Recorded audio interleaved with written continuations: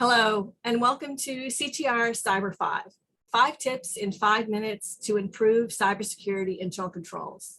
I'm your host, Jenny Hederman, Risk Counsel of the Office of the Comptroller. Our guest today is CJ Hurd, Vice President and Virtual CISO of Compass IT Compliance. CJ works with clients across all vertical markets to assess information security programs and cybersecurity initiatives, and identifies potential weaknesses and builds a plan to help them mitigate their risks. He's retired from the United States Coast Guard after 21 years of service, and he was named in 2015 to 2017 the Coast Guard's Information Security Officer of the Year, and also the Department of Homeland Security's 2016 Information Security Officer of the Year.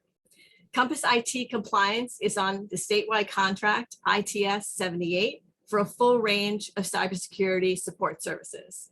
CJ is going to be sharing 5 tips for cybersecurity risk assessments. And we're going to jump right into cyber tip number 1. Welcome, CJ. Thanks, Jenny. So cyber tip number 1. So a formal documented risk assessment should be completed at least annually. So this is something that should align with your internal controls, policy. 99% of all policies will state you'll do a risk assessment annually. We can do them internally, we can do them externally. Externally, really shows us a lot more value and gives us a lot more risks. But doing this on an annual basis will really drive home what our risks are and document them year after year after year, capture the improvement and any changes to the environment that you may have. Tip number 2.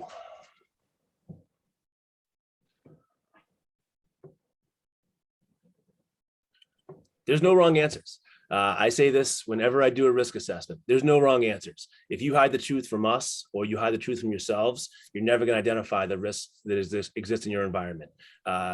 We don't want to cover things up. We have to just no wrong answers. What gives us the pit in our stomach? Some of those things do. We'd rather have a report that has the true risks, risks that exist in our environment than something that has green all over it and says we're good when we're actually not. So no wrong answers. You'll hear that from me anytime you work with me. On to tip number 3.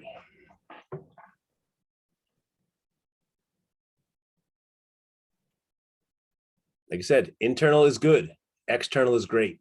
An internal assessment is good. You know your environment. You may know where the risks are already. You may have a preconceived notion as to what might be a risk in your environment. Bringing in that third party, they don't know your operating environment right now. They don't know what the work that you've put in. They're going to evaluate what your environment looks like, what your controls look like, and they're going to give you a real state of what risks exist in your environment. That's that objective third party that can really give you those honest answers, and you can move on with your program and identify those risks and remediate, accept, or transfer the responsibility of those risks. And tip number 4.